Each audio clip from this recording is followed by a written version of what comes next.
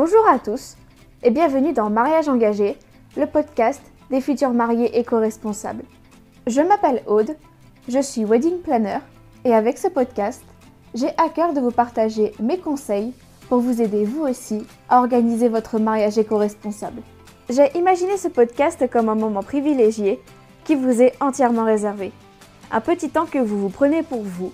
toutes les 2 semaines, pour vous ressourcer tout en faisant le plein d'astuces et d'énergie pour qu'après chaque épisode, vous puissiez vous rapprocher un peu plus du mariage de vos rêves. Alors, installez-vous confortablement, prenez un thé ou un café, prenez de quoi vous mettre à l'aise et c'est parti pour l'épisode du jour. Hello tout le monde, j'espère que vous allez bien, que vous passez une excellente semaine et je suis ravie de vous retrouver pour l'épisode 20 de Mariage engagé. Encore une fois, je pense que vous connaissez à connaître le refrain. Il va s'agir d'un épisode un peu spécial, mais spécial dans le sens où on va un peu s'éloigner des mariages en tant que tels, mais tout de même pas trop non plus. Je vous explique tout ça. Vous le savez peut-être, mais en décembre dernier, j'ai lancé mon 2e compte, Agrobois Shooting, qui est en fait un compte Instagram dédié aux professionnels du mariage dans le but de leur donner les conseils et les ressources nécessaires pour les aider à organiser des shootings d'inspiration qui servent leurs objectifs dans le monde du mariage. Et si vous débarquez sur cet épisode et que vous ne savez pas ce qu'est un shooting d'inspiration, ne vous inquiétez pas, je vous expliquerai tout ça un peu plus loin. Cela dit, j'ai conscience que cela peut paraître un peu surprenant que je décide de dédier un épisode de podcast à ce sujet, étant donné que cela n'a a priori rien à voir avec le sujet même du podcast qui est les mariages éco-responsables. Sauf qu'au final,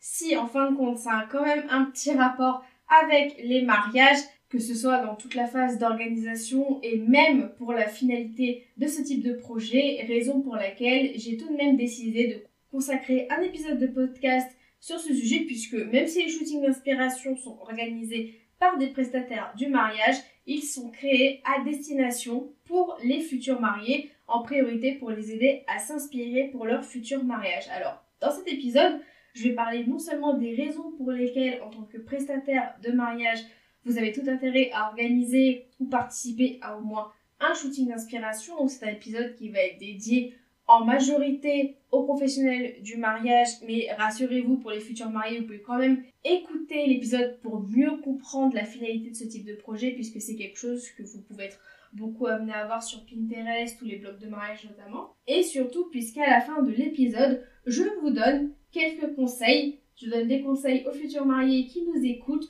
pour que vous puissiez utiliser les shootings d'inspiration de la meilleure façon possible pour votre mariage. Alors commençons sans plus attendre, ne perdons plus de temps et je vais vous dévoiler la définition d'un shooting d'inspiration. Si, comme je le disais il y a quelques minutes, vous ne savez tout simplement pas ce que c'est, eh bien un shooting d'inspiration c'est tout simplement un faux mariage, une journée de mariage qui est en fait retracée sous la forme d'un shooting photo avec une équipe de prestataires de plusieurs domaines différents qui sont réunis autour d'un thème en particulier et réunis autour d'objectifs en particulier. Et donc, c'est un type de shooting qui a le vent en poupe auprès des prestataires de mariage. Je vous détaillerai un peu plus pourquoi dans l'épisode. Et donc, pour les futurs mariés qui nous écoutent, c'est ce que vous pouvez voir sur les réseaux sociaux, aussi les blogs de mariage. Donc, quand vous tombez sur une publication avec écrit, par exemple, le shooting d'inspiration, mariage sur le thème de la forêt dans les Landes,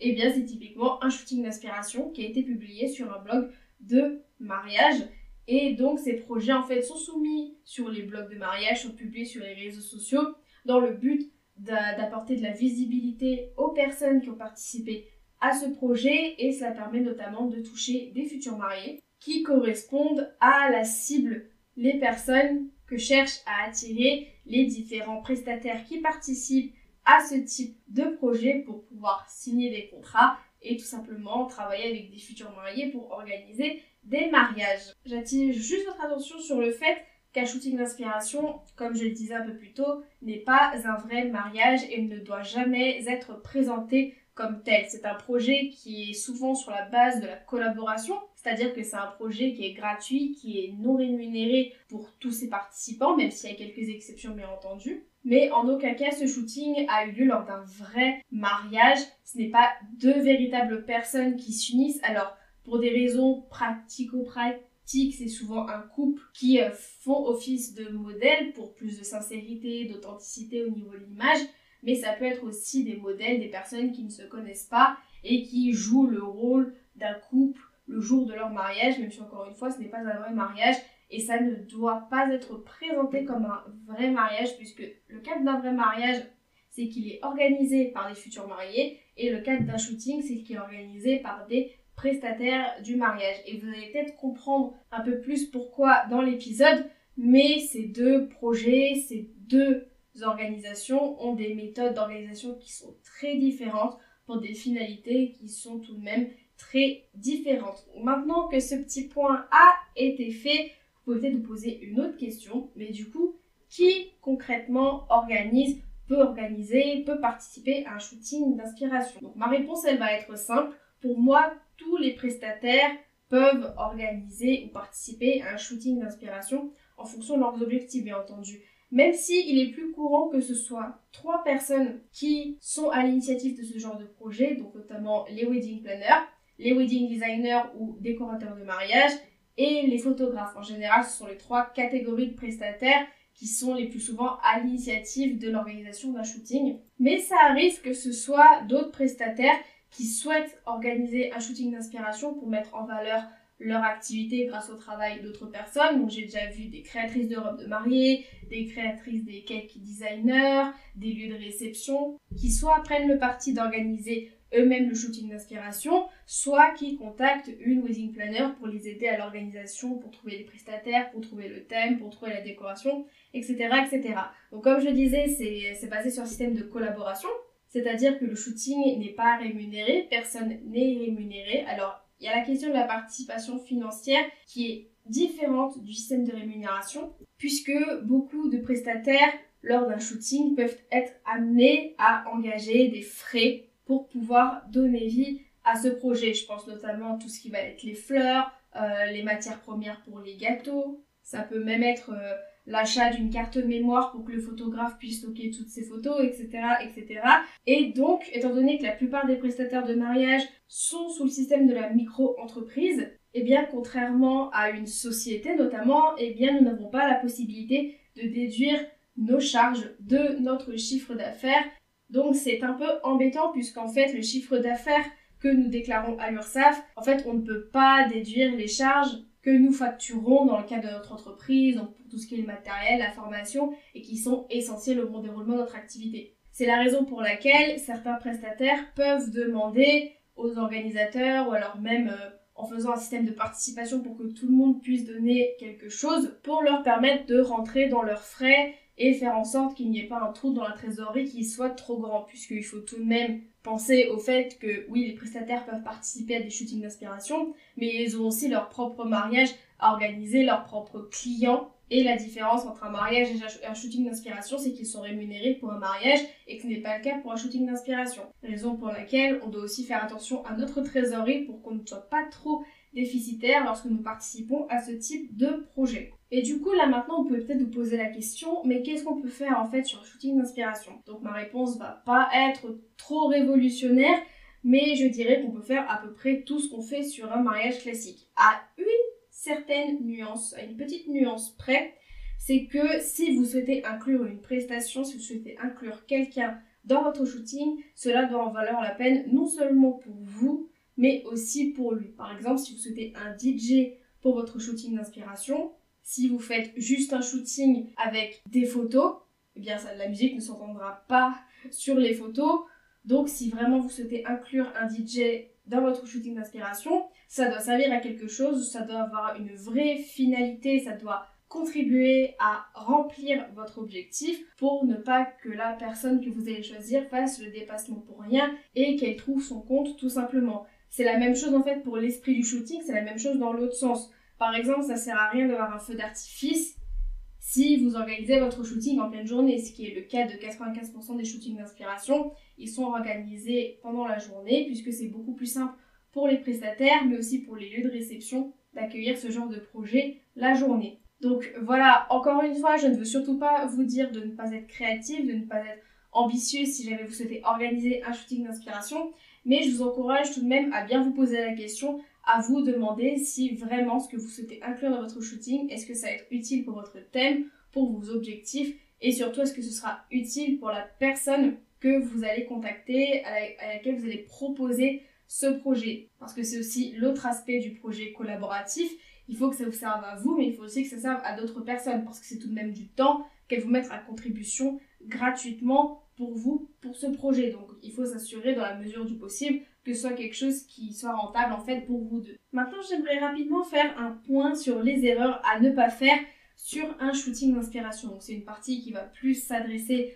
aux prestataires du mariage, que vous ayez déjà organisé des shootings d'inspiration ou non. Ces 3 erreurs principales qui sont basées sur ma propre expérience, puisque au moment où j'enregistre cet épisode, j'ai déjà organisé 2 shootings d'inspiration. J'en organise 2 en 2022, dont le premier va se dérouler très prochainement, donc courant du mois de mars. Et c'est typiquement le genre d'erreur que j'ai pu faire, que d'autres personnes ont pu faire, parce que j'ai beaucoup parlé avec d'autres prestataires pour échanger sur leurs expériences, sur ce qu'ils referaient, sur ce qu'ils ne referaient pas, justement sur ce type de projet. Et ça me permet de vous présenter ce qui sont pour moi les 3 plus grosses erreurs à ne surtout pas faire sur un shooting d'inspiration, même si évidemment il y en a d'autres et qui sont des erreurs qui sont subjectives, c'est-à-dire que du coup, comme je vous l'ai dit, c'est des choses que je fais ressortir par rapport à ma propre expérience. Pour moi, c'est tout de même important d'en parler. La première erreur, on en a déjà un petit peu parlé, mais pour moi, c'est de considérer le shooting comme un vrai mariage, car de par sa définition, ce n'est pas un vrai mariage et ça ne doit pas être présenté en tant que tel. C'est surtout dangereux pour moi si dans l'organisation, vous avez engagé des modèles qui sont vraiment en couple. C'est-à-dire qu'il peut y avoir un peu ce moment de flottement où en fait vous avez l'impression que votre projet vous échappe des doigts parce que notamment au niveau des costumes, de la robe, etc. Eh bien les modèles vont commencer à faire parler leurs propres envies, à donner leurs opinions, ce qui n'est pas une mauvaise chose en soi. Évidemment, c'est mieux si votre modèle se sent à l'aise dans la robe qu'elle va porter le jour J, mais c'est dangereux parce qu'il ne faudrait surtout pas oublier que votre shooting a un thème précis et que même si son avis rentre en compte, eh bien vous devez tout de même de choisir quelque chose qui corresponde au thème de votre shooting, sinon ça va un peu clasher sur les photos et ce serait dommage de perdre la cohérence de base juste parce que vous n'avez pas réussi à garder cette constance. Voilà, c'est vraiment très important de vous rappeler que la cohérence du shooting passe avant tout, donc heureusement, tous les modèles qui sont en couple ne réagissent pas comme ça. Des shootings que j'ai pu organiser, j'ai eu des expériences positives et négatives dans ce sens-là. C'est même la raison qui pousse plusieurs personnes à organiser des shootings uniquement avec des faux couples, avec des modèles qui ne sont pas en couple, parce qu'au moins, ils sont sûrs qu'ils ne vont pas projeter leurs propres envies, leurs propres exigences sur le shooting. Mais je pense que c'est tout à fait possible de travailler avec des gens qui sont réellement en couple. Il faut juste bien redéfinir les limites, bien que les personnes aient conscience que si elles ont quelque chose à dire, elles le disent, que voilà, vous allez leur demander leurs opinions, que c'est quand même important qu'elles se sentent à l'aise, mais que la priorité, c'est tout de même que l'ensemble soit cohérent avec vos envies, avec le thème et surtout avec vos objectifs. La deuxième erreur à ne surtout pas faire, ce serait de considérer le shooting d'inspiration comme un shooting corporate, c'est-à-dire comme un shooting professionnel où vous allez engager un photographe pendant quelques heures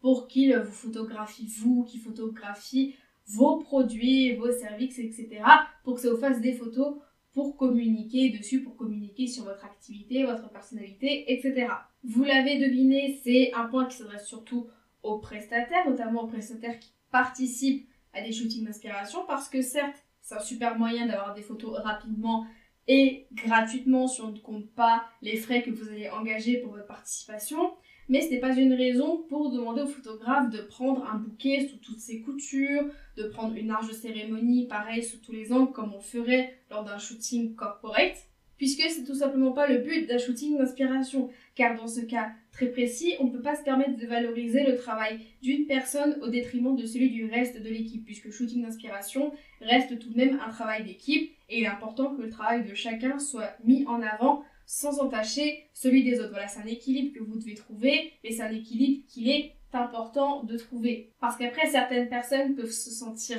lésées, elles pourront être déçues d'avoir participé à votre shooting parce que certaines personnes l'auront trop pris personnellement, et auront donc souhaité mettre leur travail en avant au détriment de leur propre travail, alors que c'était pas du tout le but d'un shooting d'inspiration. Et donc surtout le plus important, encore une fois, je le dis et je le répète, mais c'est très important de rester cohérent avec le thème, avec l'essence du shooting. Car le photographe va certainement prendre des milliers de photos. Voilà, c'est à fait, en tout cas, c'est ce qui s'est passé à chaque fois que j'ai fait un shooting d'inspiration. Mais il ne pourra pas se permettre de toutes les garder et il choisira uniquement les photos qui apportent quelque chose au shooting. Donc c'est quelque chose que vous, tout comme votre équipe, devez garder en tête tout au long du procédé. Et enfin, troisième erreur, pour moi, c'est de prendre les shootings pour argent comptant. Donc que ce soit pour les prestataires, mais aussi pour les couples. Car certes, les images que vous allez voir, elles vont faire rêver. Et pour les prestataires, vous allez sans doute vous inspirer d'autres shootings d'inspiration sur le même thème que vous, pour voir ce qui a déjà été fait, voir si vous n'êtes pas à côté de la plaque au niveau de vos idées, etc., etc. Et donc, dans les deux cas, à force de voir de belles images, vous allez peut-être arriver à vous dire « mais c'est magnifique, moi je n'arriverai jamais à faire quelque chose d'aussi grandiose, ça c'est exactement ce que je voudrais, mais je n'ai pas les moyens. Mais si je fais pas ça, mon mariage, ça va être de la merde, ça va être moche, tout le monde va dire que c'est bas de gamme, que c'est une kermesse, etc., etc. » Vous allez vous monter la tête avec des imbécilités, tout simplement, parce que vous allez vous dire que ça n'en vaut pas la peine, parce que vous ne serez pas capable d'arriver à un tel niveau. Mais il faut surtout pas que vous oubliez que ce sont des shootings qui sont entièrement montés par des prestataires. Et surtout que certaines personnes peuvent mettre les moyens pour créer des choses fantastiques. Il y a peut-être des personnes qui peuvent se permettre de mettre 1000, 2000 euros dans un shooting d'inspiration, alors que ce sera pas forcément votre cas. Donc après, si ces personnes choisissent d'investir autant d'argent dans un projet gratuit, mais que ce n'est pas votre cas, que vous n'avez pas envie d'investir autant pour ce projet, eh bien, grand bien vous en fasse, parce qu'après tout, vous êtes deux personnes différentes, vous n'avez pas les mêmes objectifs avec ce shooting, et surtout, vous n'avez pas la même personnalité. C'est vraiment ce qui est le plus important, c'est que dans un shooting, c'est votre personnalité qui doit se faire ressentir en priorité. Parce que si votre shooting, c'est juste un amas, un collage d'idées que vous avez repris à droite à gauche, eh bien, ça va se voir. Surtout si vous utilisez les shootings d'inspiration pour vous faire connaître auprès de futurs mariés ou faire publier auprès de vos blogs. C'est-à-dire que dans un cas comme dans l'autre, ils vont toujours plus apprécier l'authenticité, de vraiment sentir qu'il y a une histoire forte derrière ce shooting, que vraiment vos idées, ce sont les vôtres, ce sont des choses qui sont originales, vous avez un peu twisté certaines choses qui étaient déjà vues et revues pour vraiment apposer votre patte, votre touche personnelle pour que le rendu total soit unique. Ça sera toujours plus valorisé que si jamais justement vous n'aviez pas assez confiance en vos idées pour vraiment oser et faire quelque chose d'original. Et j'ai envie de dire que c'est un peu le même procédé qui s'applique pour les mariages, pour les futurs mariés, notamment celles et ceux qui n'ont pas envie de mettre 3 000, 4 000, 10 000 euros dans leur décoration et qui souhaitent tout de même faire quelque chose de correct, quelque chose qui leur correspond avec de bouts de ficelle. Parce que oui, croyez-moi surtout s'il vous plaît, quand je vais vous dire ça, mais vous pouvez arriver à faire des merveilles avec 3 fois rien. C'est même la beauté des choses, j'ai envie de dire. Donc, dans un cas comme dans l'autre, que vous soyez prestataire ou futur marié et que vous vous servez de shooting d'inspiration pour vous inspirer, il faut vraiment que vous arriviez à faire la part des choses. Parce que s'inspirer, c'est une très bonne chose, mais il faut bien que vous vérifiez que ce soit bien réalisable et si vous souhaitez vous approprier cette idée pour éviter d'être déçu. Je parle d'appropriation notamment en termes de temps. Est-ce que vous aurez suffisamment le temps pour donner vie à toutes ces idées que vous voyez sur Pinterest? Est-ce que vous aurez les moyens nécessaires? Comment est-ce que vous allez financer votre décoration? Et surtout, le plus important, est-ce que vous avez les compétences techniques? Est-ce que apprendre à faire ça ne va pas vous prendre trop de temps pour l'usage que vous allez en faire derrière? Parce que bon, c'est quelque chose dont on reparlera dans l'épisode de la semaine prochaine notamment. Mais si vous sentez que vous n'allez pas arriver à mener à bien ce projet, à mener à bien cette idée de décoration que vous avez, ça ne sert à rien d'aller plus loin parce que ça va vous prendre beaucoup de temps, ça va vous prendre du temps pour apprendre à maîtriser la technique alors que vous n'allez sans doute jamais vous en servir après. Et surtout, le plus dommageable, c'est que vous allez risquer d'être déçu par le rendu final parce qu'il ne correspondra pas à ce que vous avez vu sur la photo et forcément ça va vous démotiver, vous n'aurez plus envie de continuer à créer votre décoration de mariage car vous aurez été déçu par votre première tentative. Donc vraiment, il faut vraiment arriver à faire la part des choses et à vous dire que votre mariage de toute façon, il sera unique. Vous aurez le mariage que vous souhaitez, vous aurez le mariage de vos rêves, un mariage de princesse, tout simplement parce que vous aurez mis votre propre personnalité et que vous aurez fait quelque chose d'incroyable avec les moyens dont vous disposez, et c'est le plus important encore une fois. Et avant d'aller plus loin, avant de passer aux dernières parties de cet épisode, il me reste encore une chose à voir avec vous concernant les shootings d'inspiration. Donc ça peut peut-être paraître un peu pêle-mêle dit comme ça, parce que peut-être que vous auriez mis cette partie plus tôt dans l'épisode, mais moi j'ai choisi de la laisser maintenant, à savoir quelles sont les raisons pour lesquelles organiser ou participer à un shooting d'inspiration. J'en ai noté 6 au total, donc évidemment, encore une fois, c'est subjectif, il peut en avoir plus, mais ce sont les raisons principales que j'ai trouvées et qui peuvent justifier l'organisation ou la participation à un shooting d'inspiration. La première raison, c'est tout simplement de communiquer sur votre activité, qu'elle soit ancienne comme nouvelle. Alors si c'est la première fois que vous organisez un shooting d'inspiration, que vous n'avez pas beaucoup d'expérience dans le monde du mariage, eh bien ça peut vous servir pour communiquer sur votre activité tout court, tout simplement montrer que vous existez, ce que vous savez faire, le type de mariage que vous souhaitez organiser, etc., etc. Et si vous en avez déjà organisé, cela peut vous servir pour promouvoir vos nouvelles prestations, si vous souhaitez développer un type de mariage en particulier, encore une fois, etc., etc. La deuxième raison, c'est pour avoir des visuels. Alors comme pour le point numéro 1, ça vient un peu prolonger le point numéro 1, mais c'est surtout idéal si vous débutez votre activité, si vous n'avez pas encore de visuel de vrai mariage. Et encore une fois, ça peut vous permettre de montrer ce que vous allez faire, surtout si vous utilisez ces images sur les bons supports, si vous savez comment les utiliser pour vous faire remarquer auprès des futurs mariés. Alors c'est sûr que plus vous allez gagner en expérience, plus vous allez organiser de mariage, plus vous allez avoir de photos de mariage, et bien ça peut être de moins en moins utile de participer ou d'organiser un shooting d'inspiration juste pour ça. Vous pouvez peut-être plus préférer organiser un shooting d'inspiration si vous développez une nouvelle prestation et que vous souhaitez la rendre visible auprès des futurs mariés. Troisième raison pour laquelle participer ou organiser un shooting d'inspiration, tout simplement pour vous bâtir une petite expérience quand vous n'avez pas encore organisé de vrais mariages. On a pu le voir tout au long de cet épisode, l'organisation est tout de même assez similaire puisque même pour un shooting, on parle quand même d'un faux mariage, donc ça va à peu près s'organiser de la même façon qu'un mariage classique, même si évidemment vous avez pu constater qu'il y avait pas mal de différences puisque vous allez rechercher des prestataires, vous allez coordonner le jour J, mais la différence c'est que vous allez organiser en majeure partie ce shooting en fonction de vous, de vos idées, de vos envies, si c'est vous qui êtes à l'origine de l'idée, pas comme un mariage où vraiment vous l'organisez à 100% en fonction des besoins des futurs mariés. Alors c'est une expérience que vous pouvez valoriser auprès de vos futurs clients, surtout si le thème autour duquel vous allez organiser votre shooting est un thème autour duquel ils souhaitent organiser leur propre mariage. Vous pouvez leur parler un peu plus de votre méthode de travail, comment vous avez fait pour réunir votre équipe, pour avoir vos idées pour la décoration, etc., etc. Et vous pouvez aussi en profiter pour obtenir des témoignages des prestataires avec lesquels vous allez travailler pour la preuve sociale, comme on en a parlé dans l'épisode 18, pour contribuer à rassurer les futurs mariés qui auraient peut-être un peu peur de travailler avec quelqu'un qui n'a pas beaucoup d'expérience, qui n'a pas eu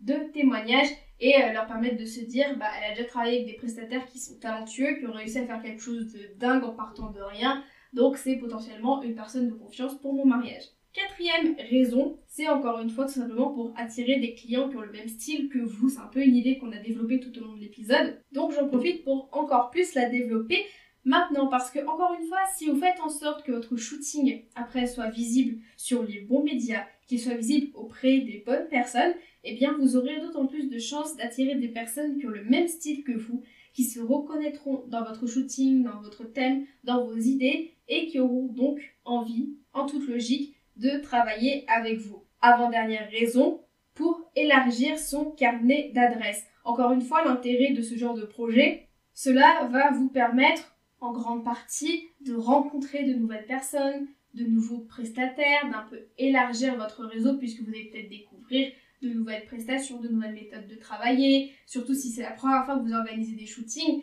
vous allez en profiter pour mieux comprendre comment ça se passe, comment tel prestataire travaille, quelles sont les techniques de travail, ce qui se font dans le métier, etc., etc. Et à l'issue de ce shooting, en fonction de l'expérience que vous aurez eue avec telle ou telle personne, eh bien, vous aurez déjà travaillé avec elles, donc vous pourrez plus facilement les recommander ou non à vos propres clients. Et ça, croyez-moi, c'est quelque chose que les clients apprécient beaucoup quand on connaît déjà des prestataires, qu'on a déjà travaillé avec eux, ou même qu'on a déjà rencontré dans le cadre d'événements, etc. C'est toujours quelque chose qui est plus valorisé que si jamais vous ne l'aviez tout simplement pas fait. Et enfin, dernière raison pour laquelle participer ou organiser un shooting d'inspiration, ça va être tout simplement pour vous challenger, pour travailler avec une équipe avec laquelle vous n'avez pas l'habitude de travailler, sortir de votre zone de confort pour travailler sur un thème peut-être qui n'est pas votre thème de prédilection, sur lequel vous n'avez pas l'habitude de travailler. Ça va tout simplement vous aider à vous challenger, vous faire apprendre de nouvelles choses, tester votre créativité, de nouvelles idées. Ou comme on le disait un peu plus tôt, si c'est la première fois que vous organisez un shooting d'inspiration et que vous n'avez pas organisé ou participé à de véritables mariages avant, eh bien vous allez apprendre à travailler avec une équipe dans le monde du mariage, comme ce que vous ferez lors d'un vrai mariage, et ça vous aidera beaucoup lorsque vous passerez le pied à l'étrier et que vous ferez vos premiers mariages, puisque vous saurez déjà comment travaillent quel type de prestataire, comment travaillent les photographes, les cake designers, les créateurs de robes, etc., etc. Comme promis, avant de terminer cet épisode, puisqu'on se rapproche tout doucement de la fin, j'avais envie de faire une petite partie dédiée cette fois aux futurs mariés qui auront moins trouvé leur compte dans cet épisode que les prestataires de mariage, ça c'est une évidence. Mais j'avais tout de même envie de vous donner quelques conseils, puisque on l'a dit au début de l'épisode, vous allez être amenés à voir beaucoup de shootings d'inspiration sur Pinterest, Instagram, sur les blogs de mariage pour vous inspirer pour votre propre mariage. Et donc, comme un peu toutes les ressources que vous allez voir et utiliser pour organiser votre mariage, les shootings d'inspiration sont une ressource que vous devez de bien utiliser pour votre mariage. Alors, premier conseil à cet effet-là, c'est vraiment d'utiliser les shootings d'inspiration comme base pour vos idées de décoration. C'est-à-dire que je vous conseille surtout d'utiliser les shootings d'inspiration pour vous aider à vous rendre compte du style, des idées de décoration, ce que vous souhaitez ou non pour votre propre mariage, pour vous aider à vraiment affiner votre vision, vous donner le maximum de ressources, d'idées, d'inspiration sur ce que vous souhaitez ou non, pour qu'ensuite vous ayez une base assez solide pour vous permettre de faire le tri et vous permettre de vous dire concrètement, bah écoute, je veux ça, j'ai envie de tester ça, j'ai pas du tout envie de faire ça, etc., etc. Donc vous pouvez mettre des photos sur un tableau dédié sur Pinterest, vous pouvez créer des mood boards, donc on en a déjà parlé dans un épisode, je vous mets le lien en description si vous souhaitez le réécouter. Donc ça peut vraiment vous aider dans ce sens-là, mais en même temps, ça peut paraître logique puisque les shootings d'inspiration sont faits pour vous inspirer et que je viens tout simplement vous conseiller de vous inspirer. Et donc mon conseil numéro 2 vient prolonger ce premier conseil puisque les shootings d'inspiration peuvent vous aider à décider si un thème vous correspond ou pas. Car si jamais vous choisissez à la base d'organiser votre shooting sur un thème rock, que vous trouvez des shootings d'inspiration qui ont été faits avec ce thème et qu'au final vous décidez que l'ambiance, les idées, eh bien ça ne vous correspond pas, eh bien vous pouvez tout simplement chercher autre chose qui vous plaît plus. Et encore une fois, regardez des shootings qui existent dans ce thème si ça vous plaît, vérifiez en faisant des mood boards pour confirmer l'intérêt que vous avez pour ce thème-là pour votre mariage. Ou alors, deuxième option, vous allez peut-être décider, toujours encore une fois en partant de mon idée de mariage rock, vous allez peut-être décider de partir à contre-courant de ce qui a déjà été fait et donner vie à votre propre vision du mariage rock, même si c'est totalement en décalage avec ce qui a déjà été fait plus tôt. C'est peut-être un risque, une idée un peu farfelue si je puis dire, que vous allez peut-être avoir envie de faire si jamais vous vous rendez compte que les shootings autour du thème de votre mariage ne correspondent pas du tout à ce que vous aviez imaginé, mais que vous ne voulez pas faire votre mariage sur un autre thème que celui-là. Et enfin, troisième conseil pour bien vous aider à utiliser les shootings d'inspiration pour votre propre mariage, un conseil peut-être un peu moins bateau, mais ça peut vous aider pour vos recherches de prestataires, surtout si vous regardez des shootings d'inspiration qui ont été faits dans votre région, et bien que ce soit sur Instagram, sur les sites internet, sur les blogs de mariage, ils vont toujours créditer les participants, les différentes personnes qui ont contribué à donner vie à ce shooting. Donc c'est un bon moyen de vous diriger vers les personnes dont le travail vous plaît. Donc vous pouvez regarder leur site internet, leurs réseaux sociaux, voir pour confirmer si le travail qu'ils ont fait sur ce shooting vous plaît toujours, même en dehors, donc pour de vrais mariages ou même pour d'autres choses qui n'ont rien à voir avec le mariage. Et c'est tout de même mieux que si vous n'aviez pas vu leur travail en amont. Surtout que, bon, encore une fois, je vous donne un petit secret, mais entre nous, entre prestataires du mariage, c'est vrai qu'on aime bien quand on nous dit « Ah bah je vous ai connu grâce à tel shooting d'inspiration parce que j'ai adoré ce que vous avez fait, j'ai trouvé ça génial et je veux quelque chose dans le même style pour votre mariage. » Ça fait toujours plaisir de voir qu'on n'a pas investi notre temps et notre argent pour rien, surtout si le but de notre shooting d'inspiration, c'était d'attirer des clients qui correspondent à notre cible. Dans ce cas-là, j'ai envie de dire, on a tout gagné. C'est donc sur ces quelques mots que je vais clôturer ces conseils, cet épisode un peu spécial qui était dédié sur les shootings d'inspiration, un sujet plus dédié aux professionnels du mariage que pour les futurs mariés, mais rassurez-vous, si c'est votre cas, dès la semaine prochaine, on va revenir avec d'autant plus de conseils pour vous aider à organiser votre mariage. Je voulais juste faire un dernier petit point, donc dédié encore une fois aux prestataires du mariage, aux prestataires surtout qui n'ont jamais organisé de shooting d'inspiration, qui ne savent pas du tout ce que c'est. Donc même si j'espère que cet épisode aura tout de même aidé à éclaircir quelques autres nombres pour vous, si jamais c'est un sujet qui vous intéresse, que vous souhaitez découvrir un peu plus en détail et même pour aller plus loin, que vous souhaitez être coaché pour vous aider à organiser votre premier shooting d'inspiration dans les règles de l'art, vous êtes convaincu de l'intérêt que peut avoir un shooting d'inspiration pour votre entreprise, mais vous ne savez pas comment vous y prendre pour organiser un shooting qui fonctionne, eh bien c'est exactement ce que je vous apprends, ce que je vous propose d'apprendre et de mettre en pratique dans ma nouvelle formation Shooting d'Enfer. C'est une formation qui, pour cette première cohorte, sera enseignée en live et je vous apprends étape par étape à organiser un shooting d'inspiration qui va venir vous aider à atteindre vos objectifs dans le monde du mariage et surtout à attirer des clients qui vont vraiment avoir envie de travailler avec vous. Au moment où j'enregistre cet épisode, la formation n'est pas encore sortie, alors je ne peux pas vous dire combien de places il reste. Je peux juste vous dire que j'ai l'intention d'ouvrir 15 places pour cette première session qui pourront profiter de mes enseignements en live avant que je ne me base sur les différents retours des participants et participantes pour retravailler sur la formation et proposer une deuxième version dans un format plus classique, donc avec des vidéos préenregistrées et ouvertes au grand public, ce que j'espère faire tout de même avant l'été, voire la rentrée 2022. Donc si jamais c'est quelque chose qui vous intéresse, que vous souhaitez en savoir plus surtout, n'hésitez pas à m'envoyer un mail ou même un message sur Instagram. Encore une fois, vous trouverez tous mes liens, tous mes contacts dans la description. Vous trouverez également le lien vers la page de vente de la formation où vous retrouverez toutes les informations sur Shooting d'Enfer, notamment si vous décidez de rejoindre l'aventure avec nous. Les portes sont ouvertes jusqu'au dimanche 20 mars à 23h59 heure de Paris. Donc au moment où sort cet épisode, il vous reste un peu plus de 3 jours pour rejoindre la formation. Alors si vraiment ça vous intéresse, surtout n'hésitez pas et venez tout de suite réserver votre place. Je serai ravie de vous accueillir au sein de Shooting d'Enfer.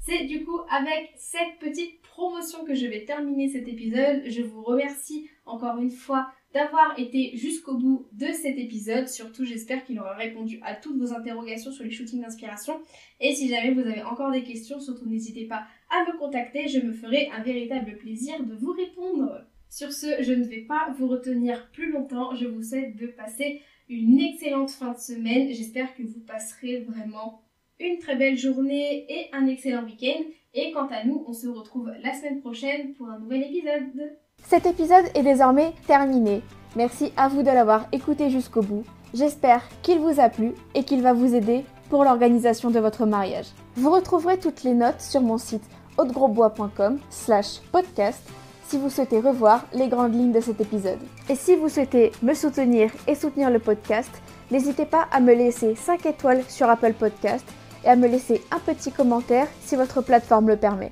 Je serai ravie d'avoir vos retours et cela m'aidera grandement à m'améliorer et à vous fournir des astuces toujours plus concrètes pour vous aider à organiser votre mariage éco-responsable. Je vous souhaite très fort de passer une excellente journée et je vous dis à très bientôt pour un prochain épisode de Mariage engagé, le podcast des futurs mariés éco-responsables. À très vite!